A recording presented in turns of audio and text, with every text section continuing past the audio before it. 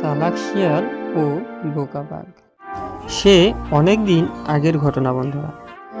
একদিন এক বাঘ জঙ্গলের ভিতর খুব ক্ষুধার্ত হয়ে খাবার খুঁজে ঘোরাঘুরি করছিল। বাঘ জঙ্গলের ভিতর দিয়ে কিছু দূর যাওয়ার পর একটা শিয়ালকে দেখতে পায়। শিয়াল দেখে বাঘ মনে মনে ভাবল, আজকে আমার অনেক খিদে পেয়েছে। অনেক খোঁজাখুঁজির পর এই শিয়ালটাকে পেয়েছি। আজকে এই শিয়ালটাকে খেয়েই আমার পেটের খিদা মিটাবো। মনে মনে এই কথা ভেবে বাঘ শিয়ালকে ধরতে গেল।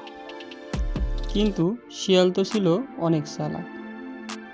সে সঙ্গে সঙ্গেই বুঝে ফেলল বাঘ কি করতে চায়।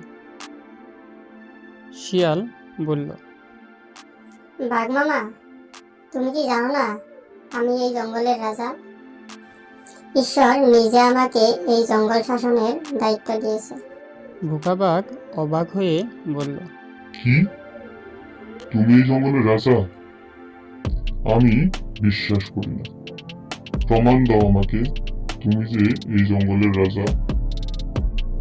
শিয়াল বলল, তাহলে চলো বাঘ মামা, আমার সঙ্গে চলো।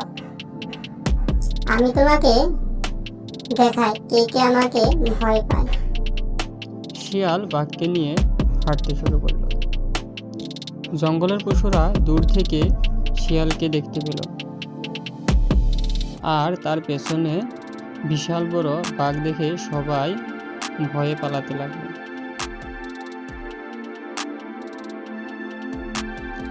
বাঘ মনে মনে ভাবল, সবাই দেখি শিয়ালকে সত্যিই ভয় পায়।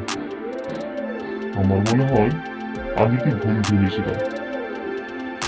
শিয়ালই মনে হয় এই জঙ্গলের আসল রাজা। দেখলি তো বাঘ মামা, আমি বলেছিলাম না আমি এই জঙ্গলের রাজা। বাঘ লজ্জায় কিছু না বলে সেখান থেকে চলে গেল। আর শিয়াল নিজের বুদ্ধি দিয়ে নিজের প্রাণ বাঁচিয়ে খুশি মনে জঙ্গলে ঘুরে বেড়াতে